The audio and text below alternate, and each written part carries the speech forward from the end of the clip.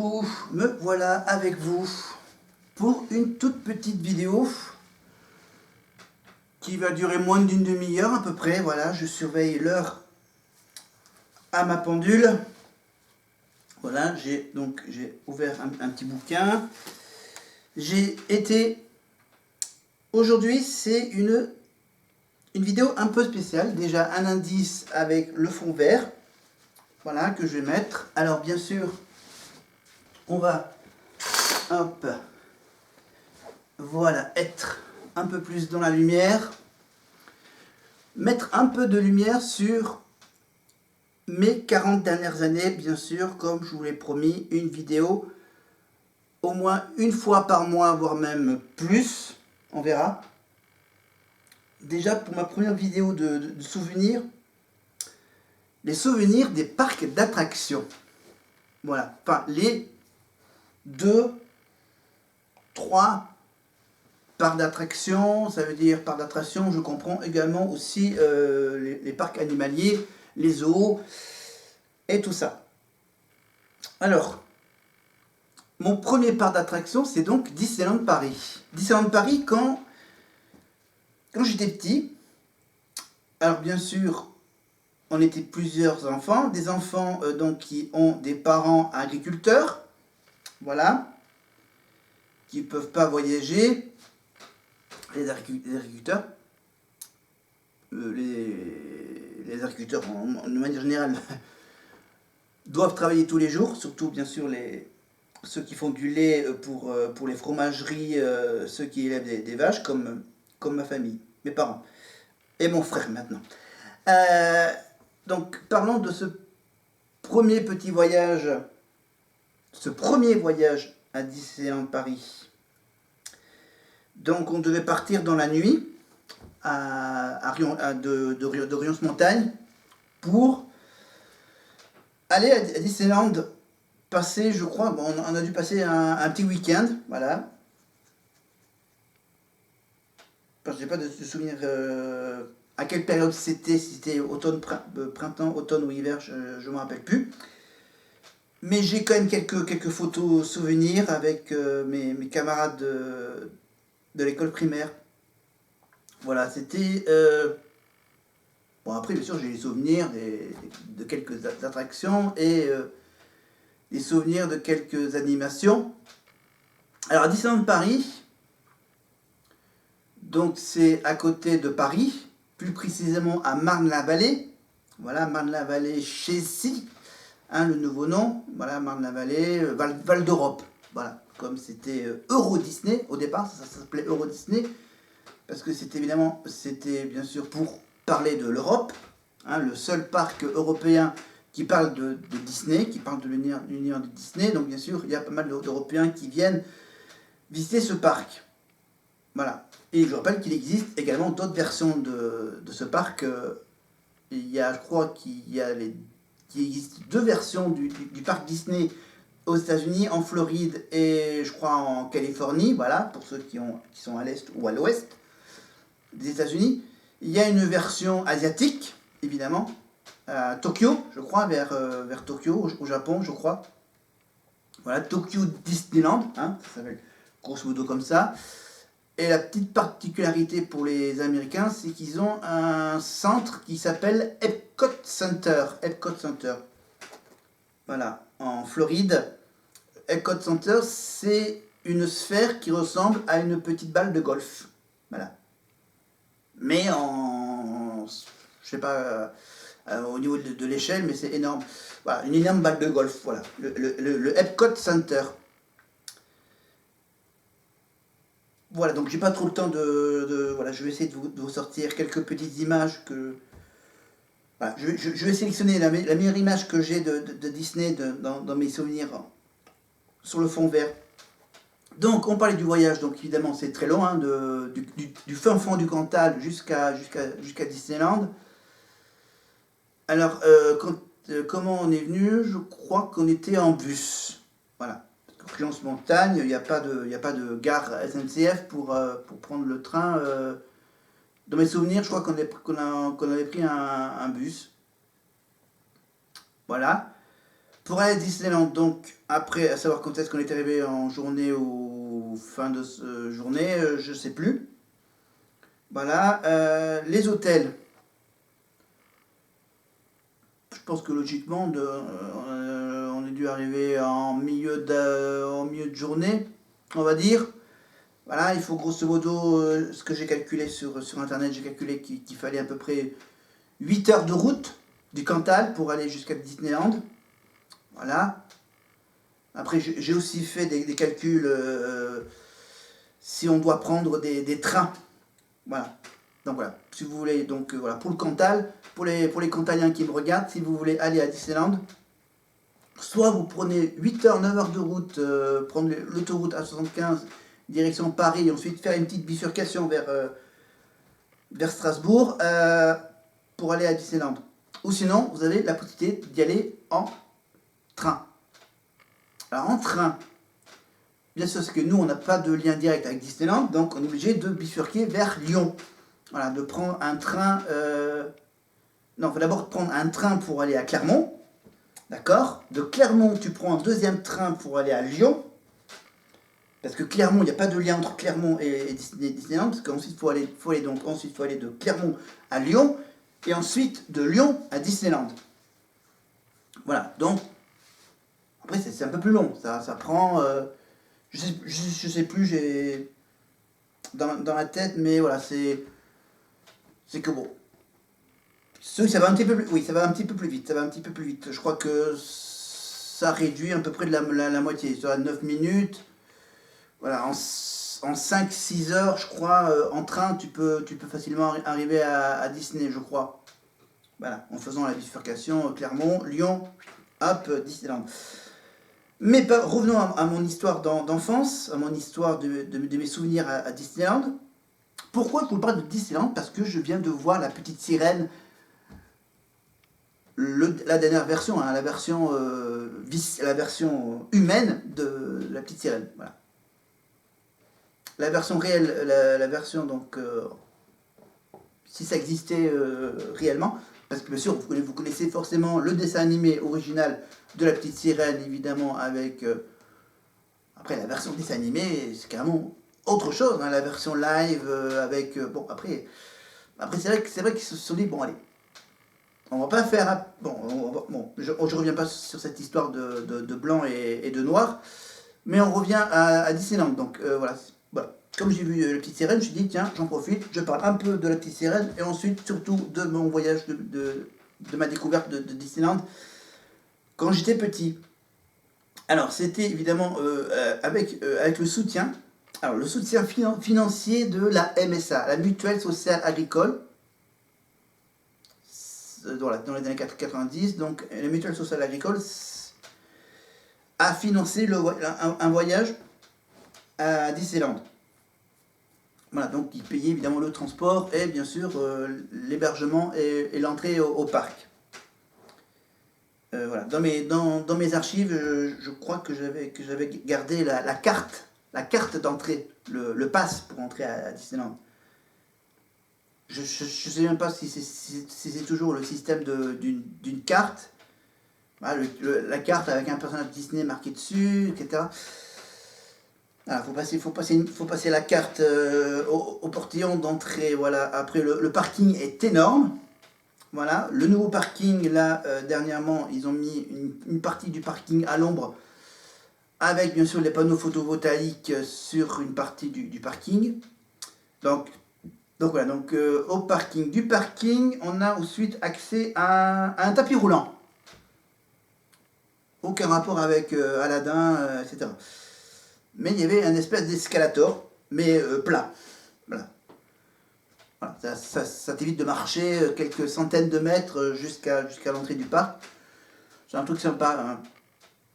Voilà, je crois qu'il doit encore exister encore ce petit passage magnifique et assez moderne. Donc on arrive tout près de l'entrée. Alors après le parking, on tombe bien sûr sur la zone entre l'entrée du parking et l'entrée du parc. Entre l'entrée du parking et l'entrée du parc, il y a la zone où il y a la gare de Disneyland. voilà, la gare ferroviaire, voilà, la gare ferroviaire, donc de Marne-la-Vallée Disneyland. Et je crois que de l'autre côté, tu as aussi, ensuite, t'as la gare d'un côté et le côté festival, un Disney Festival, ça s'appelait comme ça, où il y a des boutiques, des fast-food, et aussi quelques animations qui sont un peu en dehors de l'univers Disney, voilà. Voilà. Et donc, bien sûr, tu arrives donc à l'entrée du parc Disney. L'entrée du parc Disney, donc il te souhaite la bienvenue, welcome, Disneyland Paris, magnifique. Ensuite, quand tu rentres, tu commences par découvrir l'hôtel, un des nombreux hôtels Disney, un des 5 ou 6 hôtels que comprend Disney. Voilà. Chaque hôtel a son propre univers. Donc il y a l'hôtel américain, new-yorkais, voilà. Ensuite, tu as l'hôtel nature en bois, dans lequel j'ai vécu mes 2 passages à Disneyland. Ensuite, le troisième hôtel, c'est l'hôtel un peu maritime, bord de mer, vous voyez. Ensuite, tu as un hôtel un peu plus forestière, hein, un peu plus campeur, un peu plus, vous voyez, scout. Voilà, les scouts dans les forêts. Et après, t'as quoi? T'as aussi l'univers des cow-boys aussi comme hôtel. Et t'as un univers aussi, je crois, t'as un autre hôtel, t'as un dernier hôtel, l'hôtel style années 60, un peu années yéyé, je crois. Voilà, et le principal hôtel, bien sûr, l'hôtel le plus cher, c'est l'hôtel qui est juste, qui est quasiment dans le parc, presque, à l'entrée du parc. L'hôtel magnifique, un peu princesse, un peu rose, voilà, l'hôtel en rose. Donc voilà. Donc l'hôtel. L'hôtel qui, bien sûr, te fait rentrer dans un univers magnifique. Dans la première partie du parc, c'est l'univers américain des années 50-60, avec bien sûr des magnifiques trucages, des effets d'optique, voilà, les effets d'optique des studios Disney, évidemment qui te font croire que c'est très grand, mais en fait c'est pas, ils font des effets d'optique sur les façades des bâtiments.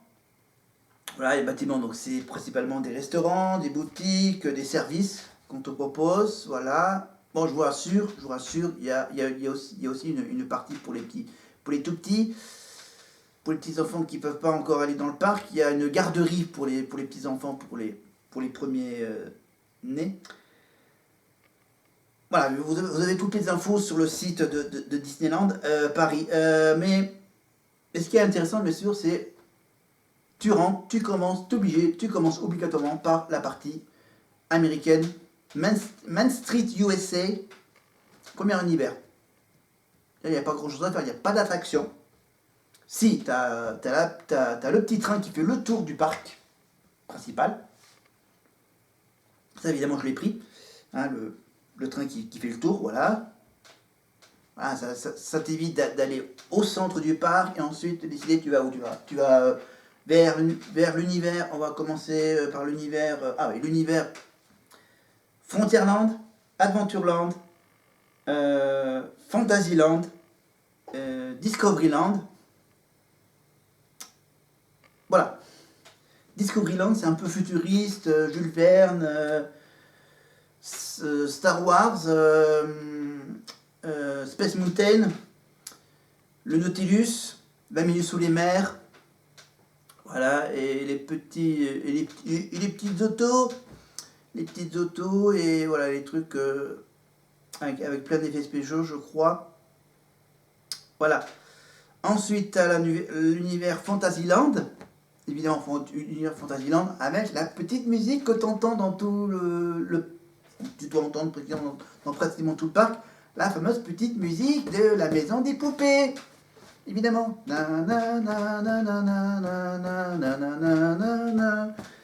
évidemment, ils ont donc refait une petite beauté de cette attraction dernièrement.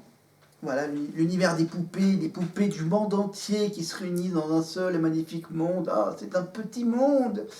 Ah oui, la traduction du nom de l'attraction en anglais, évidemment. C'est un petit monde magnifique avec une magnifique horloge qui fait tic-tac, tic-tac, tic-tac. C'est bien, deux moments t'entends le tic-tac et quand tu te rapproches, tu commences à entendre ta ta ta ta ta ta ta ta ta ta. Et là, tu l'as dans la tête pendant toute la journée. Terrible.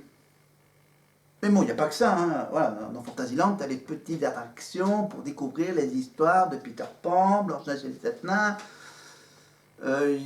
Bon, après, à l'époque, il n'y avait pas toutes les autres histoires. La Reine des Neiges, etc. La Reine des Neiges, il y avait quoi comme les derniers films. Enfin bref, moi j'étais à l'époque où il n'y avait que la base historique de Disney. Hein. Voilà. La Belle au Bois dormant, Blanche-Neige et les Sept Nains, tutti quanti. Voilà. Après, je crois qu'on a été manger à... Attends. Est-ce qu'on a mangé un resto ou est-ce qu'on a fait un pique-nique? Je sais plus comment on a mangé le midi. Mais après, le soir, je crois qu'on est allé... non, c'est pas avec la MSA, c'était dans mon deuxième voyage. Le festival le spectacle de cow-boy, le Buffalo Bill Wild West Show. Voilà, le spectacle des cow-boys avec des bisons, je crois. Voilà, les spectacles de cow-boy. Mais ça sera donc pour le deuxième voyage. Voilà, et donc le premier voyage quand j'étais petit avec mes amis de l'école primaire, vacances un peu scolaires. Hein. Voilà.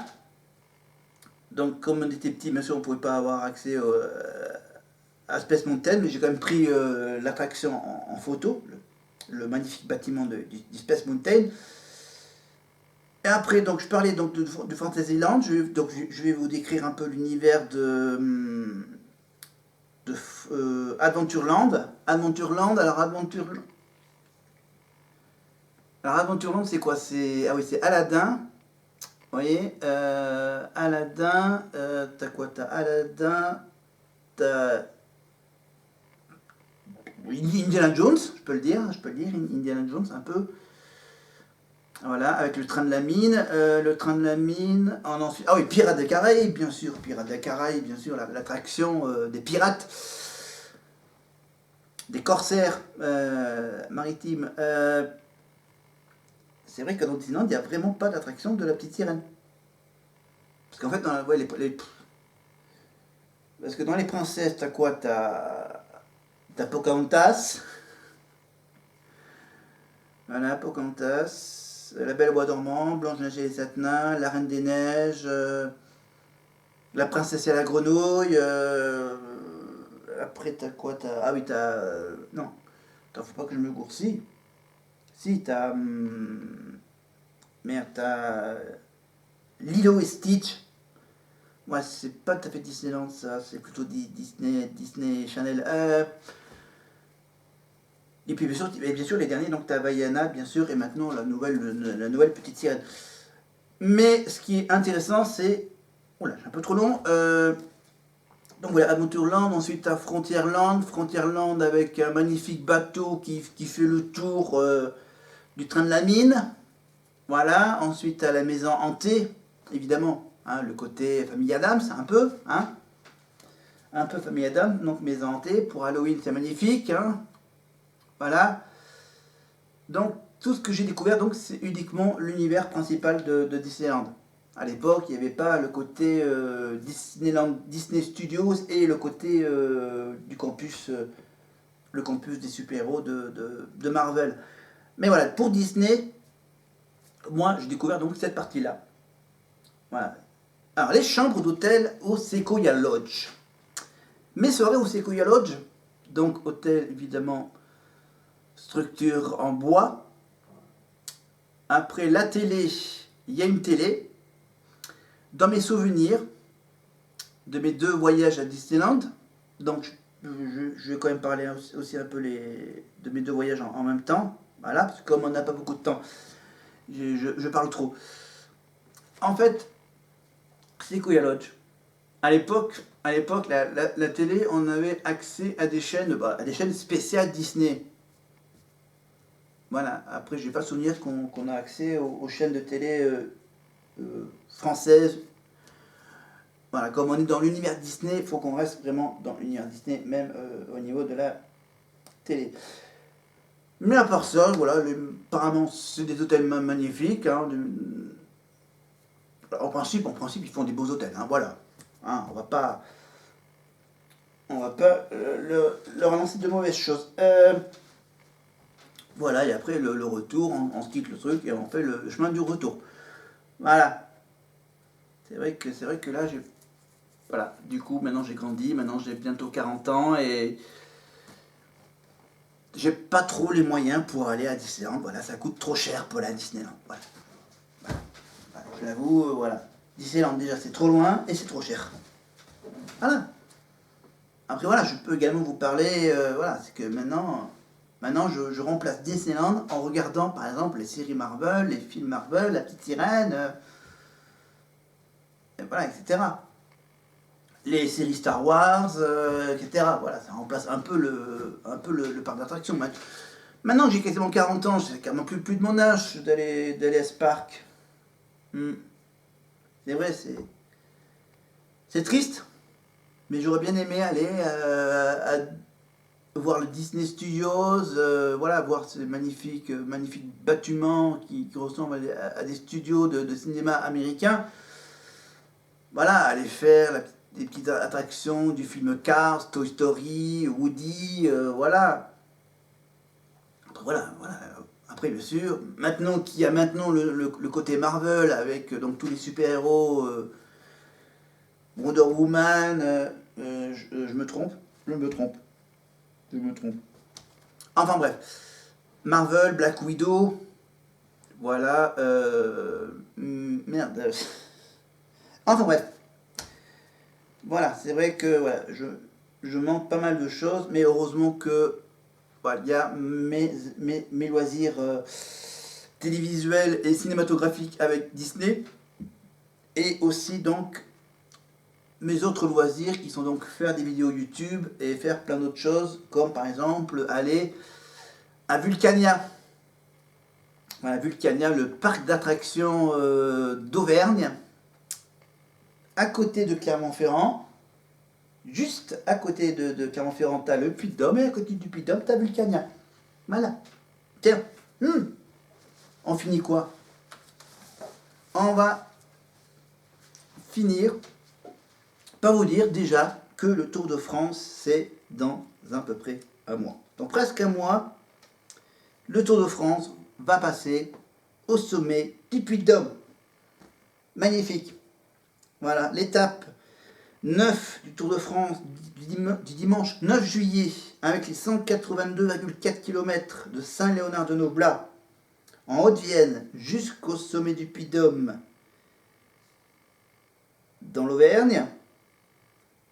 Voilà, avec donc les quelques petites difficultés qui sont sur la route. Voilà, donc Haute-Vienne, Creuse et Puy-de-Dôme. Arrivé au Puy-de-Dôme, évidemment, alors ils vont arriver au sommet du Puy-de-Dôme, il n'y aura personne. Enfin si, il y aura le strict minimum nécessaire. La ligne d'arrivée, le podium, les caméras de France Télévisions, et c'est tout. Voilà, parce que c'est un espace protégé par l'UNESCO.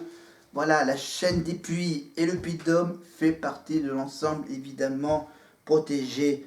Et il y a des règles à respecter. Ça veut dire que le public, ils ne pourront pas être dans les derniers kilomètres. Dans les 3-4 derniers kilomètres, attends, c'est combien? C'est à combien de kilomètres? Ah oui, les 13 derniers kilomètres, si je comprends bien. Voilà, les 13 derniers... non, ouais, c'est plutôt les 5 derniers kilomètres, voilà. Parce que le parking du panoramique des Dômes est à 4,7 km du sommet du Puy-de-Dôme de l'arrivée. Donc dès qu'ils traverseront le parking du panoramique des Dômes, ils seront tout seuls, il n'y aura pas de public, il y aura juste les caméras, les motocaméras et les voitures officielles qui pourront, je pense, accéder au sommet du Puy-de-Dôme. Et oui, le Puy-de-Dôme, je raconterai l'histoire un petit peu plus tard. Voilà. Évidemment que comme là, le Puy-de-Dôme fait partie du départ du critérium, du grand départ du critérium du Dauphiné libéré à Chabon-sur-Lac, ils en ont profité, bien sûr, la veille de faire grimper les coureurs sur le Puy-de-Dôme pour voir un peu à quoi ressemble la montée du Puy-de-Dôme. Et après, le lendemain matin de l'arrivée au Puy-de-Dôme, le 11 juillet, attends, je vérifie. Ah oui, ils font d'abord la journée de repos à Clermont-Ferrand, le 10 juillet, et ensuite, hop, ils repartent du Puy-de-Dôme le 11 juillet pour la 10e étape du Tour de France, les 167 km donc, entre Vulcania et Issoire. Donc voilà, une étape 100% Puy-de-Dômoise. Et oui, ils vont traverser tout le Puy-de-Dôme, presque. Le sud du Puy-de-Dôme. Ils partiront de Vulcania. Et Vulcania, c'est le parc d'attractions que j'ai pu découvrir il y a de cela 3-4 ans, 5 ans même. Donc le magnifique parc de Vulcania, des attractions qui tournent autour des catastrophes naturelles, du volcanisme, tout ce qui tourne autour du volcanisme évidemment, vu que Vulcania c'est le volcan.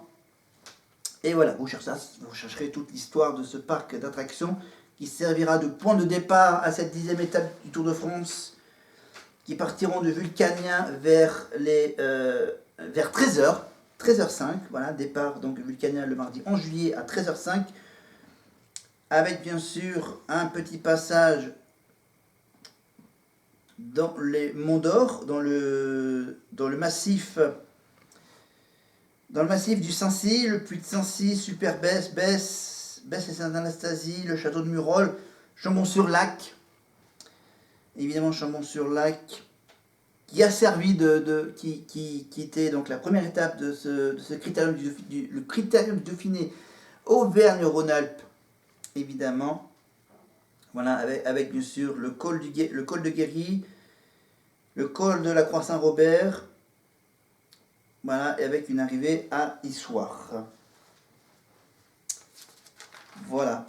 Et après, le mercredi 12 juillet, 11e étape, ils quitteront, ils resteront encore en Auvergne, mais ils font maintenant l'étape au nord du Puy-de-Dôme. Voilà, ils feront une étape qui passera donc au nord du Puy-de-Dôme jusque dans l'Allier, jusqu'à la préfecture de l'Allier. Ils passeront par une des deux sous-préfectures de l'Allier. Voilà. Ils partent donc de Clermont-Ferrand, toujours aux alentours de 13h, pour passer évidemment par Montluçon. Voilà, la magnifique cité de Montluçon, avant de bifurquer vers Moulins, évidemment. Voilà, ils passeront donc, ils passeront pas loin de Vichy, mais ils passeront pas dessus. Voilà, et après il y a toutes les étapes, voilà, dans les Alpes, les Pyrénées, voilà, le contre-la-montre du 18 juillet, voilà, et donc une étape, une bonne grosse étape, la grosse étape de Courchevel, voilà, je feuillete, et l'étape ultime, entre, bien sûr, Saint-Quentin-en-Yvelines et Paris-Champs-Élysées, le dimanche 23 juillet, les 115 derniers kilomètres.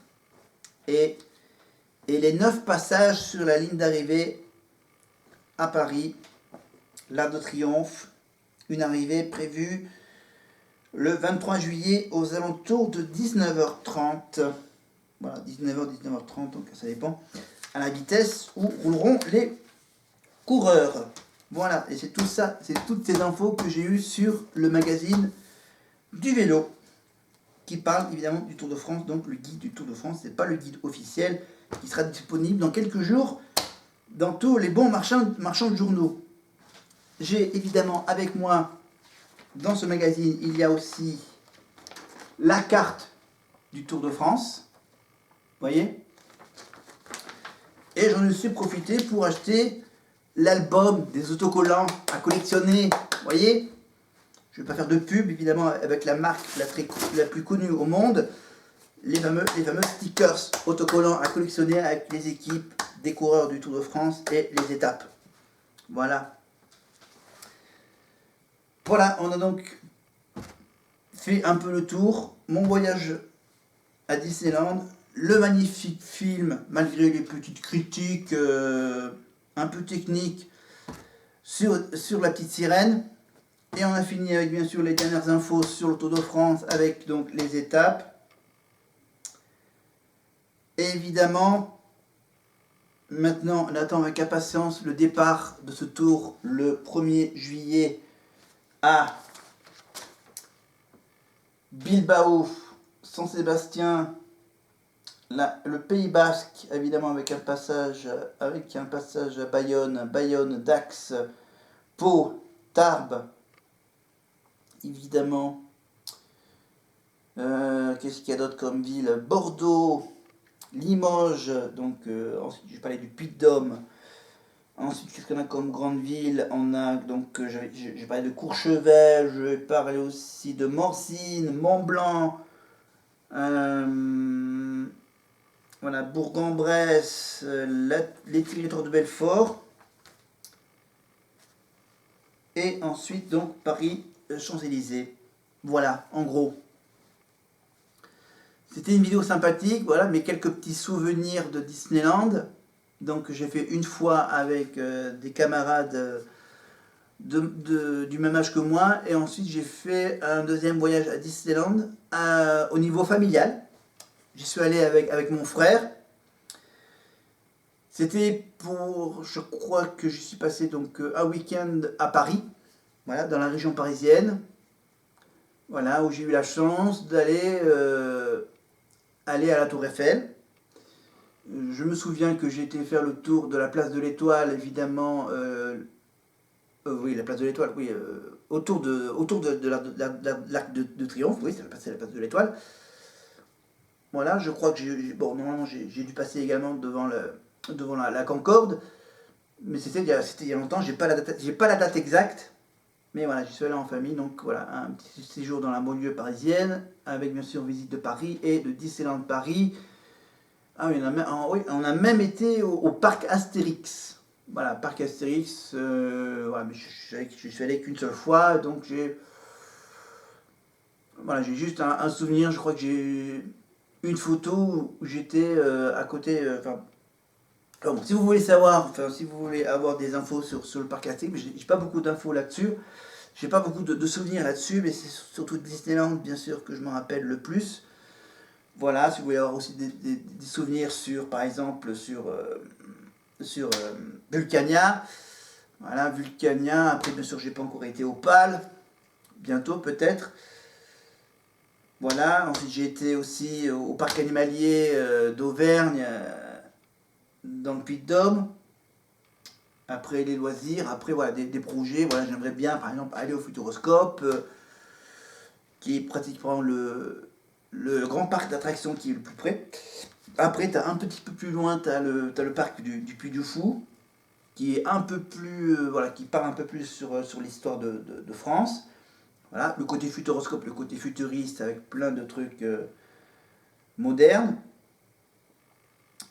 Voilà, on verra. Voilà, j'ai 40 ans. Maintenant, l'année prochaine, on va passer à une étape supérieure. Je vous ai déjà annoncé la liste de mes prochains voyages de touristes sur les départements de France. Voilà, donc avec Périgueux, Limoges, Toulouse, Narbonne, Angoulême. Voilà, et cette année, donc, le Tarn avec Albi et Castres. Voilà. Voilà, je l'ai fait, voilà, j'ai fait un petit peu plus long que d'habitude, que prévu. Je vais m'arrêter là. Voilà, je vais la mettre donc évidemment en ligne pour... Ah, je vais la mettre pour le 6 juin. Voilà, je vais mettre une vidéo pour ce mardi 6 juin. Après, je vais faire une autre vidéo, bien sûr, 3 jours plus tard. Voilà, pour la fin de la semaine. Voilà, j'en fais une donc ce dimanche soir. On est dimanche soir quand je tourne cette vidéo. Je la mets en ligne pour mardi. Je la mettrai, bien sûr, je la prépare demain pour la mettre en ligne mardi. Ensuite, bien sûr, je vais peut-être tourner une vidéo d'ici la fin de la semaine. Voilà. D'ici, je vais peut-être en faire une jeudi ou vendredi. Voilà, je vais essayer d'en faire au moins une ou deux par semaine pour ce mois de juin. Ah, oui, j'allais oublier. J'allais oublier.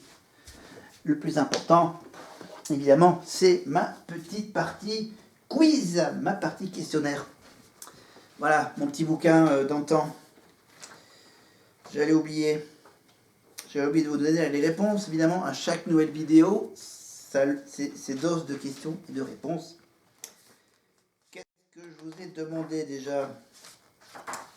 Ah, oui, la longueur des côtes françaises. La longueur des côtes françaises. Alors, the good réponse. Alors, la bonne réponse, c'est la question 248. Alors, 248, c'est 3300 km. Donc, c'était voilà. C'était pas 2500, c'était 3300 km. Voilà. Après 4006 et 5005, c'était un peu trop long. Hein, voilà. Et donc, il y a une petite justification.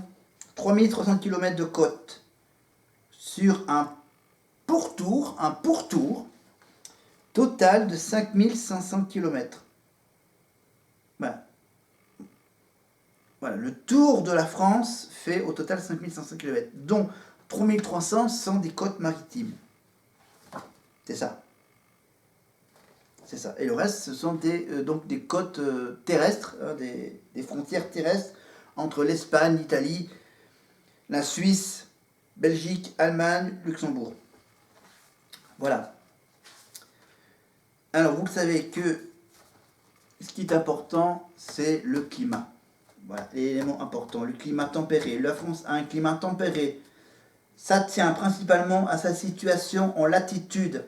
Elle est située dans la zone tempérée, à peu près à égale distance du pôle Nord et de l'équateur. Son climat est dû également à son relief. Évidemment, les plaines basses dominent dans l'intérieur, les montagnes sont situées sur le pourtour et ça protège, évidemment, ça nous protège des vents froids continentaux. À sa situation par rapport, bien sûr, à la mer.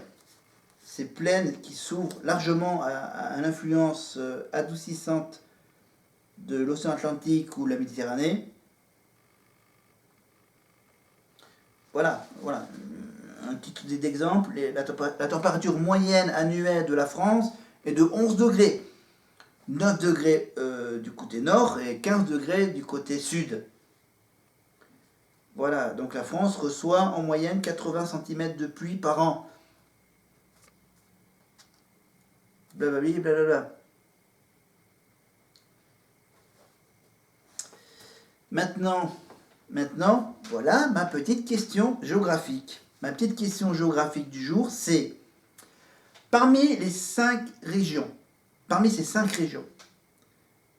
dites-moi laquelle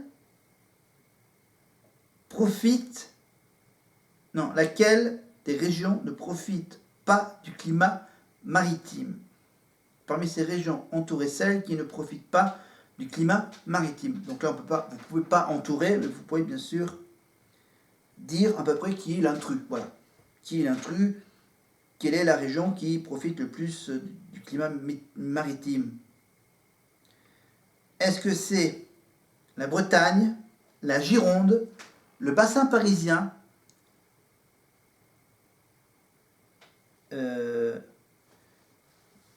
attends, le bassin parisien, la Méditerranée ou la Lorraine, la région Bretagne, la région girondine, la région parisienne, la région méditerranéenne ou la région Lorraine. Je regarde la réponse. Ok. Donc, parmi ces 5 régions, laquelle ne profite pas, laquelle ne profite pas du climat maritime? Bretagne, Gironde, bassin parisien, Méditerranée ou la Lorraine? Question fastoche, donc la réponse dans quelques jours. Et pour l'histoire, on avait donc la petite question sur Clovis, sur la fameuse phrase « Pour moi, l'histoire de France commence avec Clovis ». Eh bien, pour moi, l'histoire de France commence avec Clovis, ce n'est autre qu'une phrase de... Attention, je vais vous donner la réponse. Si je retrouve la page, voilà la page de Clovis. La phrase de Clovis, et c'est pour Charles de Gaulle. Et oui, Charles de Gaulle a prononcé cette phrase, donc, que pour moi, l'histoire de France commence avec Clovis. Ah, Charles de Gaulle. Ben tiens, Charles de Charlemagne, on parle de Charles de Gaulle à Charlemagne, évidemment, Charlemagne a mené pendant sa vie 52 expéditions militaires. Un grand législateur, évidemment. Mais ma question importante,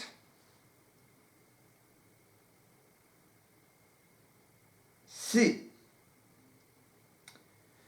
Charlemagne, rappelez-vous, Charlemagne était aussi puissant que les anciens empereurs romains. Le jour de Noël, en l'an 800, à Rome, le pape lui mit sur la tête une couronne d'or. Et le peuple s'écria « À Charles couronné par Dieu, grand et pacifique empereur des Romains, vie et victoire. » Voici la question. Jusqu'où s'étendait l'empire de Charlemagne? 3 propositions, une seule est bonne. Est-ce que l'empire de Charlemagne s'étendait de la Gaule à l'Allemagne en passant par l'Italie, l'Espagne jusqu'à la région de l'Èbre? Ou est-ce que ça serait plutôt de la Gaule à l'Allemagne en passant par la Russie et l'Italie? Ou, troisième proposition, est-ce que l'empire de Charlemagne s'étend de la Gaule, la France, en passant par l'Italie, l'Espagne, jusqu'à l'Èbre et la Russie? Ah ah.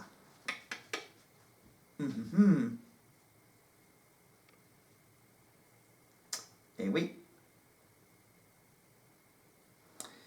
C'est intéressant, bien sûr, et je rappelle que Charlemagne est mort, une petite info, Charlemagne est décédé en 814. Voilà. Charlemagne, sacré empereur d'Occident en l'an 800. La conquête de la Lombardie 774-778. La guerre contre les Saxons en 772. Et son règne a commencé en 768. Voilà, et il est né en 742. Magnifique histoire de Charlemagne. Et pour la prochaine question, on va passer... Alors, on va passer un personnage aussi, un personnage de l'histoire, un certain Philippe Auguste. Philippe Auguste, une indication intéressante, victoire des Allemands. Et regardez la parole historique de Philippe Auguste Si vous voyez quelqu'un de plus digne que moi de porter la couronne, je la lui céderai volontiers. Et une petite info à retenir pour Philippe Auguste. Le 27 juillet 1214, victoire de Bouvines, première victoire nationale du peuple français sur l'empereur d'Allemagne, allié de Jean sans terre, roi d'Angleterre.